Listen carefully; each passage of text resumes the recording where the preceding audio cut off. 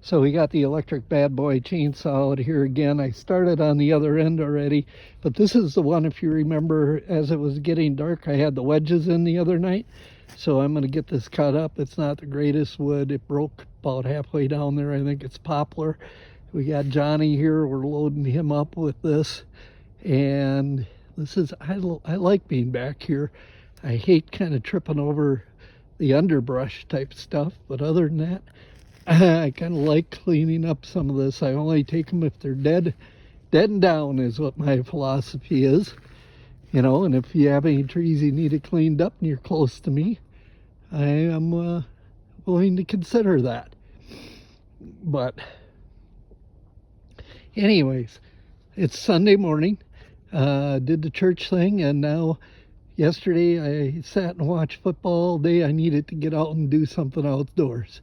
So we're doing a little bit of chainsaw work here, and I'm going to tuck this in my pocket and kind of let you see how this goes.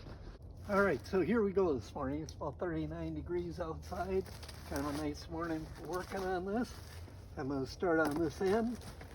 I measure it up with the B for the bad boy, and I know that's about the exact size for what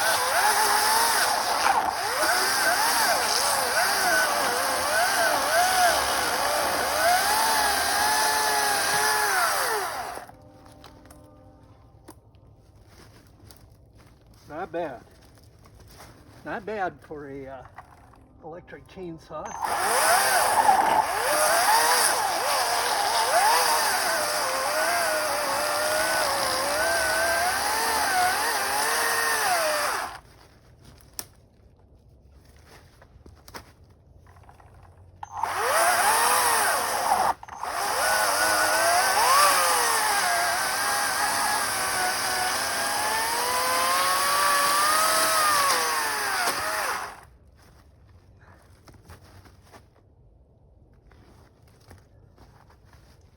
This is where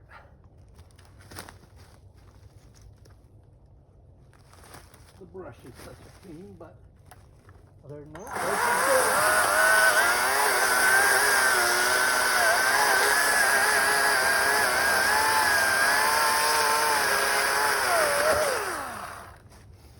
some people go to the gym.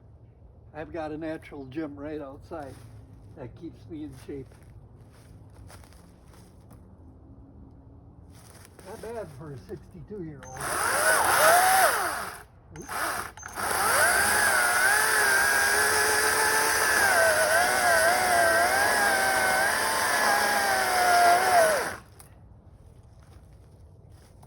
When we're done with this, leave your comments on what you think of this electric chainsaw. I don't think it's that bad.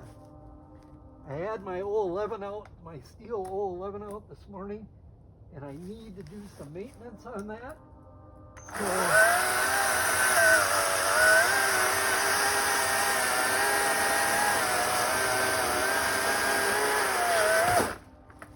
I did sharpen this today.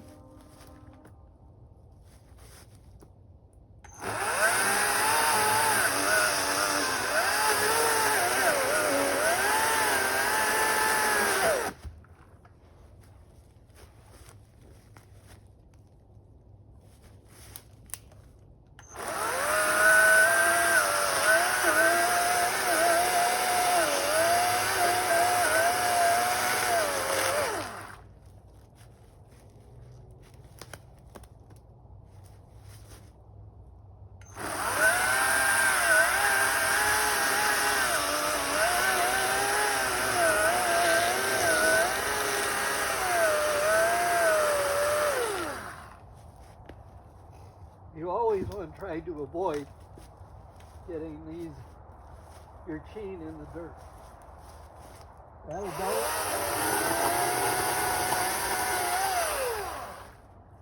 Quicker than anything under the sun.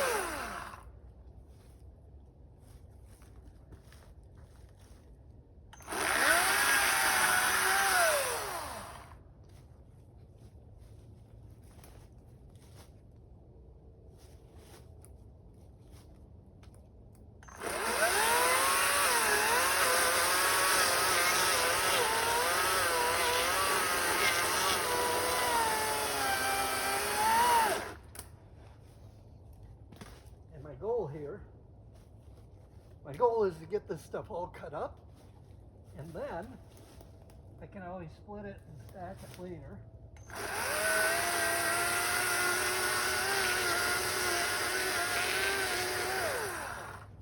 The problem is going to be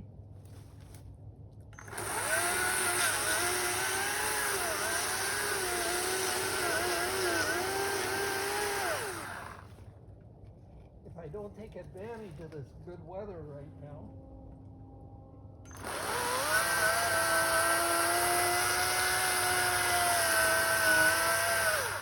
The snow will be too deep, and then in the spring the ticks come out.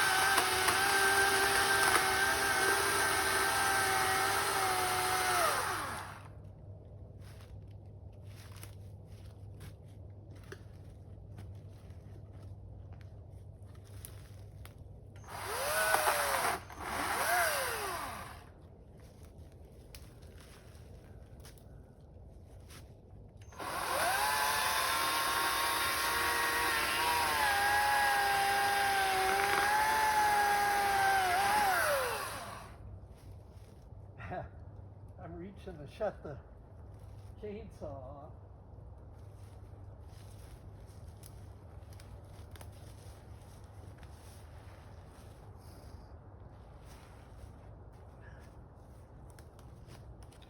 All right, that's it. We got that one all cut up.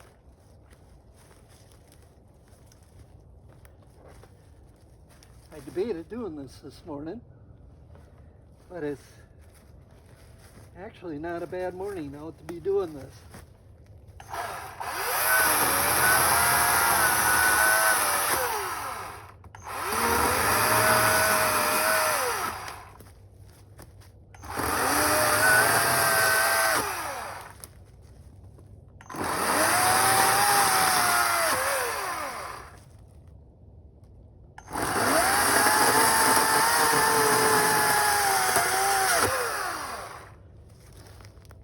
Mike Morgan from Outdoor with Morgan.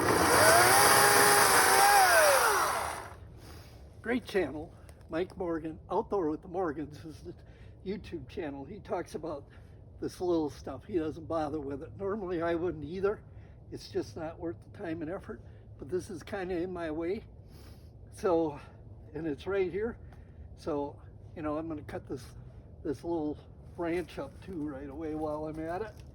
And then I'm not having to trip over it as I load this stuff.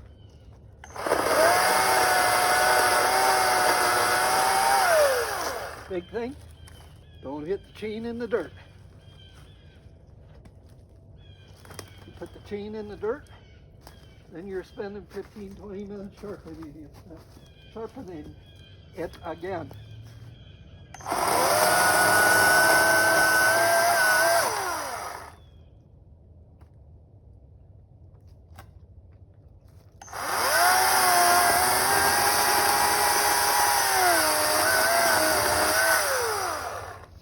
When it comes to this little stuff, I'll try to get it close. Then I can always just whack it and break it. All right, we're going to set this over here for now. And I love doing this.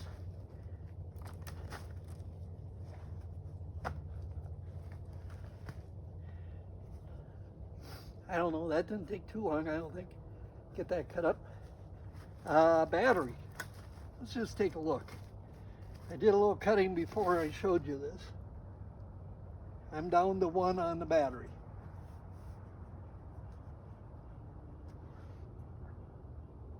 Excuse me.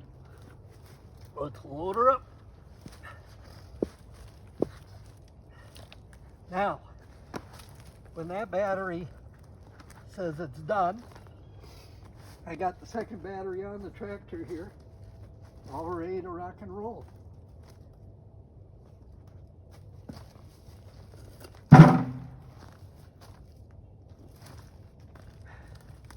I'm taking this up where the wood splitter is, and like I said, I can split this when we get more snow. That's not that big a deal. Right now, it's easy for me to be working back here, and it's mosquito-free, tick-free. The snow isn't deep, of course, as you can see, there is none. It's a great time to do this. So I'm going to try to get as much out of the woods as I can. That's a better use of my time. And then I can always come back and, well, I can always split it where I got the splitter. Even if I got 2 feet of snow, it's easy to clean up enough of the snow and get at it. Kind of back in there, I've got that other tree that I started on back a bit ago. That I gotta walk out to here, the chunks. There's gonna be something about this size.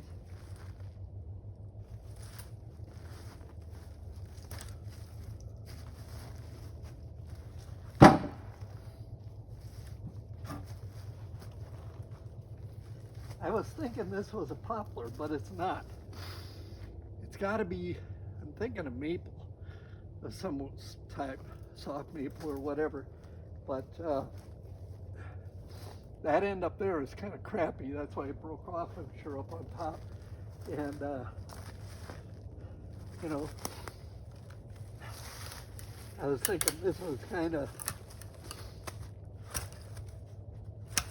a waste.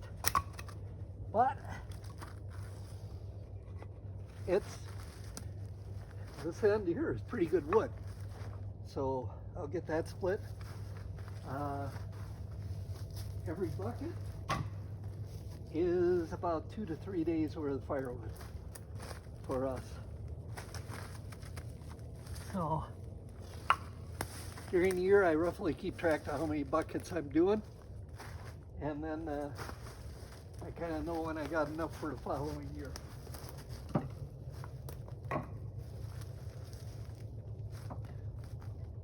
I got a friend that supposedly has some maple for us coming.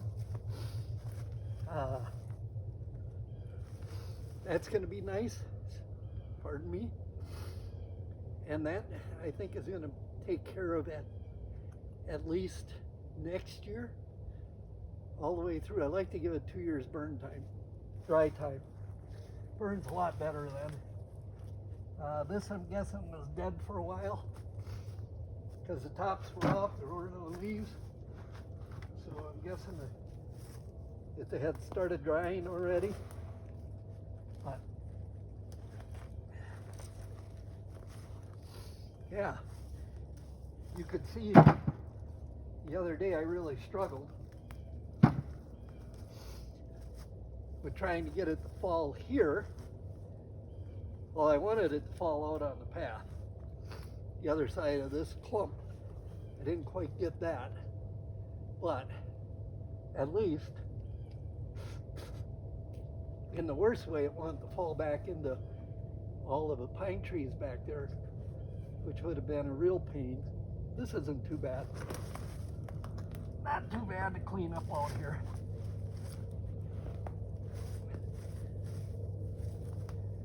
And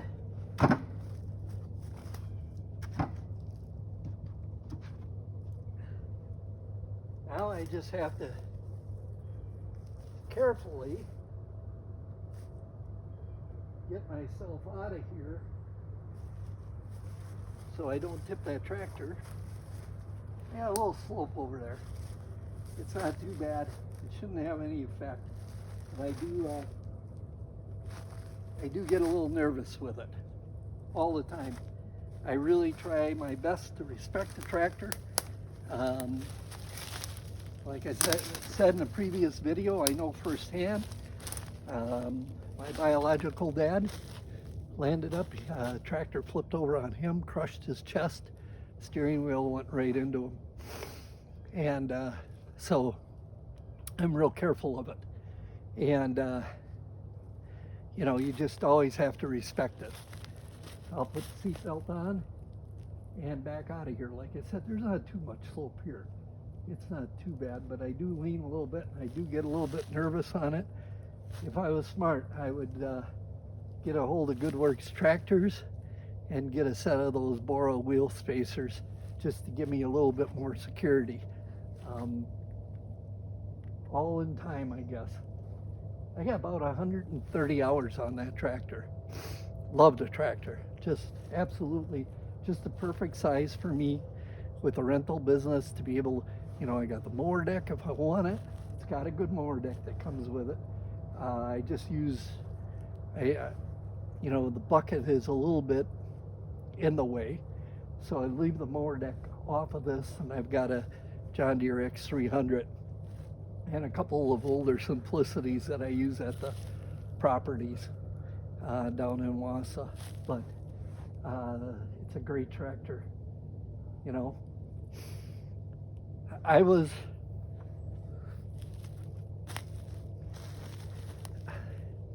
you know, here by the grace of God go I. That saying goes. Another person I used to work with passed away a short time ago. Big, strong guy. It's really kind of hard for me to put, you know, to fathom that. I am a very, very blessed person in that, you know, I try to be good to people, and I think I got good friends because of that. I've got, you know, a nice place. It's very modest.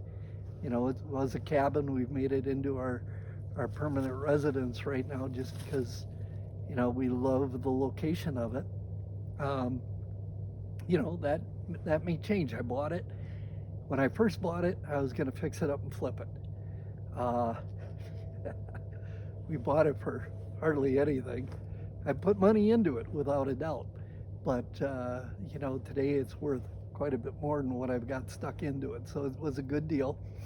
And, but, you know, I mean, I got an ideal place to live. Most of the people from down south in the concrete jungle would love to be up here. Come up here on the weekends. They'll drive 5.5 hours just to get up here to spend, you know, basically 36 hours or so before they head back down.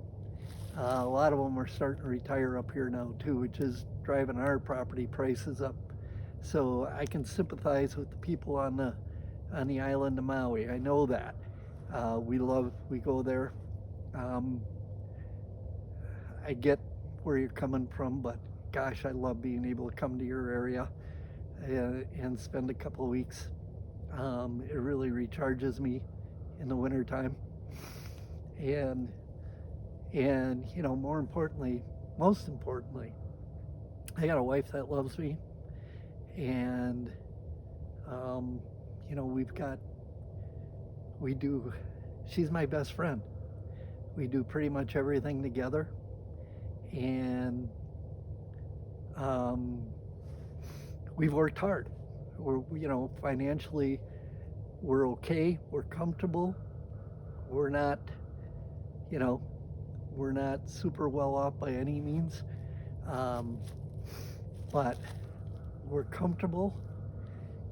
The trade-off was I was able to retire earlier if we lived, within a conservative means, and that's big. The real estate gave me that. My getting involved with real estate when I graduated from college in my mid-20s, and we bought and flipped a number of properties. We've got a number of them too that we've held on to. Um, that's what allowed me to retire at 57. But retire is kind of, I get to pick what I want to do every day when I get up in the morning. I have freedom. I have freedom now to do the things that I want to do. I'm still working. I'm still working a lot of hours. Heck, it's Sunday. Normally I work 7 days a week, but it's, limited on some of those days. If I want to take a day in the middle of the week and go golfing or do something else, I can do that. I have that flexibility. I don't have the stress of dealing with anyone else. I'm in charge. And yet still being a business owner, it's really, there's moments where you have to make some tough decisions. I have this coming year, I know I have a couple of them I have to make, and it's not easy, but I know it has to be done, and so I'll get it done. But being, basically, and this is no reflection basically on anything politically, but basically, you have to be willing to work in this world. And, most of my life I got up at 4:30 in the morning. A lot of times my day didn't come to an end until 10:30, 11 o'clock at night. If you expect the government to give you everything, I've got issues with that. I'd get up at 4:30 in the morning, plow. I'd have meetings every morning at work at 7 a.m. I had to have the plowing done, the shoveling done around the properties that we have in town here. And I did that for a decent amount of time. I'd get done, I'd have meetings in the evening. There are a number of days when I'd walk in, I wouldn't get in until 10, 11 o'clock at night before my day came to an end. And the trade-off was that enabled me to be able to get out the door and retire a little bit earlier. So the properties just continue to do many positive things for us. Yes, there are some negatives. I had a giggle. I was talking with a person the other day on it, and we were comparing horror stories to an extent. And I was going, I've never really considered, for the most part, I thought I've had it pretty easy. Not easy, but I've been pretty lucky. I do a lot of screening before I put people into units, and that's important. That's just so key to make sure you do your homework before you put somebody in. And these states where they're telling you who you can put in my mind, that's wrong. Simply put, it's wrong. It's your property. You have the responsibility for it. I have to make that payment at the end of every month or the beginning of every month. I basically manage them for the banks, right? And that's what most landowners do. And people don't make their payments, or they come in and they wreck things. And, you get one bad apple, you get one bad tenant, and the good ones start moving out. So you've got to really work, in my mind, to keep the good ones. And some people just quite honestly need to, how should I put it, grow up. You need to take care of other people's stuff as you would, but they don't take care of anything of their own. It amazes me. Tenants move out and they leave everything behind. Everything behind. And then they expect somebody else to give them all new stuff so they can start over again. I've had those. So I've gotten a little callous on how I look at things, I have a heart of gold. And, I'd do anything for anybody if they needed it. I'd give them my shirt off my back if they needed it and they deserved it. Okay? But don't come to me thinking you deserve everyone else to take care of you or the government to take care of you, which is us. And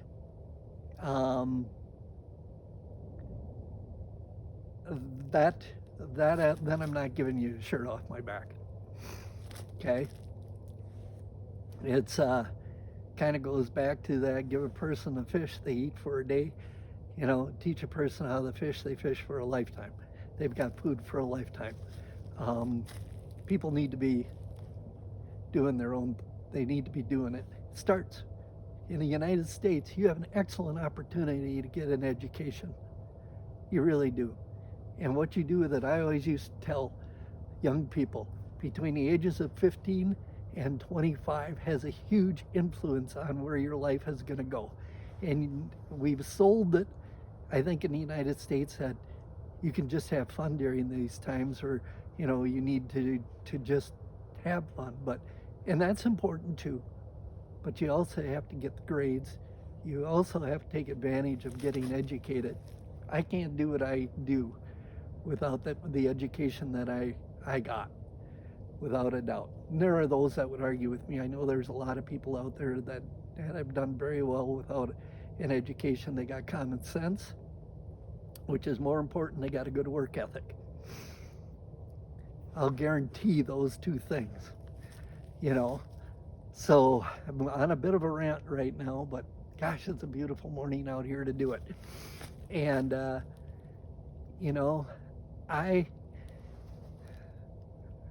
I share this with very few people. Okay? So today I'm going to share it. My dad died when I was 4 years old, like I mentioned before. He was killed on a tractor. Tractor flipped over onto him, crushed his chest. I became the man of the family at that point in time. I started writing a book. It's called The Boy with the Little Red Snow Shovel. And the first year after my dad had passed Thanksgiving, we had a big snow, and Mom had hired someone to shovel the sidewalks. I went out and I sent that guy home, told him I was the man of the family. I had my little orange snow shovel. I was going to do all the shoveling. Luckily, the kid came back in about half hour, 45 minutes, because at that point I was pretty pooped. But I have always, my dad passed away, like I said, when I was 4. I lost a sister when I was 6. She had a heart condition, didn't make it through surgery. One of my best friends passed away when I was in high school. Okay, not that I'm saying that for pity. I say it because we all have challenges in our lifetime, and you need to pick yourself up. Like my mom used to say, or does say, you put your big boy pants on and you continue on. The world gives you what you work for. The world gives you what you give it. Strong believer in that, I am. And so, there have been, I'm watching some videos. Forgive me, I think her last name is, I think it's Lori Sanchez. And she's kind of along that same line. Is sometimes you've got to take some risks. When I bought that apartment building, that was a huge, huge risk at that point in time. But I did it because, I didn't know what was going to happen with, my job at that point in time. And I needed to be able to pay for health insurance. My wife was going through a health issue at that point in time. I needed to be able to pay for health insurance. I knew I needed to be responsible for that. And so we bought the 2 fourplexes. It worked out great. My neighbor, he's kind of he works with people. He's a psychiatrist or psychologist. Forgive me if I got that wrong, Mark. But when we bought that, he said, anyone can do anything for 27 months. And I knew at that point in time that would either get us through and see how everything shook out with the politics of the time, or that I'd be able to start looking at getting out of my job at an earlier point. It worked out luckily. I had a giggle at one point in time. I did get called into my boss's office, and he said, he says, we're looking at eliminating your program. And he said, I just want to let you know this down the road. He said, due to budgets, this is being discussed. And I said, well, I'm not worried about it. And he kind of looked at me. I said, I'm the second one to work every morning, and I'm one of the last one to leave. You're going to figure out where you want me, but you're going to keep me because I'm here early, I stay late, I'm too valuable to get rid of. And that's kind of actually what ended up happening. My position got switched around a little bit, and I stayed on board until with what my wife had gone through. We were out, I got done at work at 5:30 one night. It was Wednesday night. I always came home early on Wednesday nights. Date night is kind of for my wife.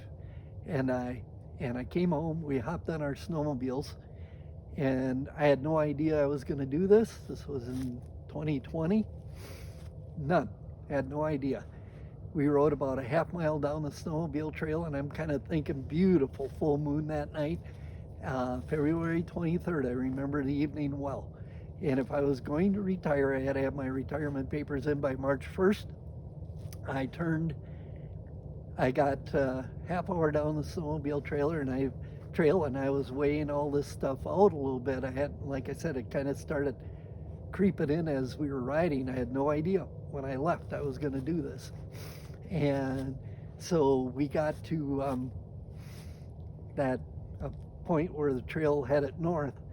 I pulled over, I walked back to my wife. She had the sled right behind me.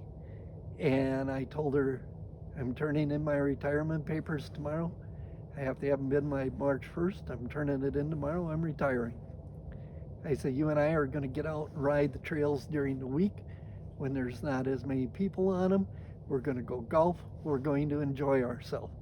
I've been working hard the last 20, 30 years to do this. 20 years at that point, 20 some years at that point in time. I said, we can do it. We can live modestly. Life's too short. We're going to do it.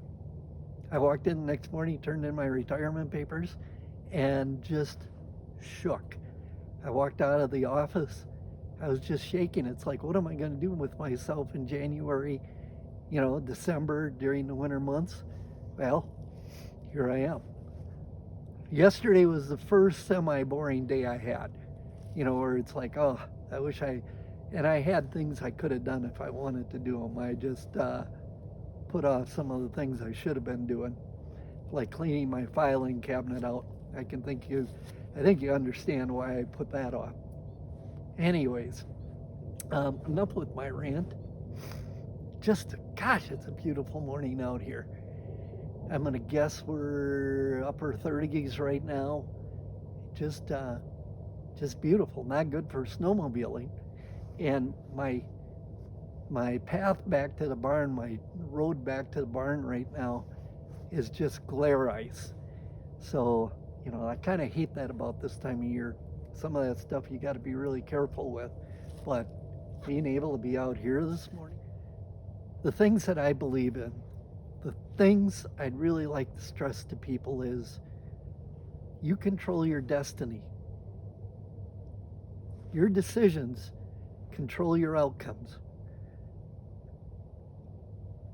When I'd get up in the morning, when I had a house up on Rib Mountain, and I'd look out over the city of Wausau in the morning and the lights and that kind of thing, and I always made it a point to take anything negative. I had learned this from someone. You take the negative thoughts and just shove them to the back of your head and let them go. Success is proven. There are proven ways to be successful and have a joyous life. It's up to you to follow those things. This is mainly for younger people. I do some. I've got a few young adults that I do kind of mentor, if you want to say that a little bit, and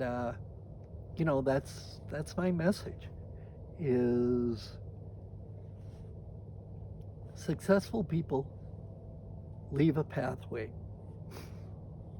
get on their path, follow what they do, and you have to find out what is successful to you. Okay? May not be money, right? Doesn't always have to be having the Ferrari and the jet, but it might be just loving your family and friends, and I would suggest this anyways, with all your heart. Family, friends,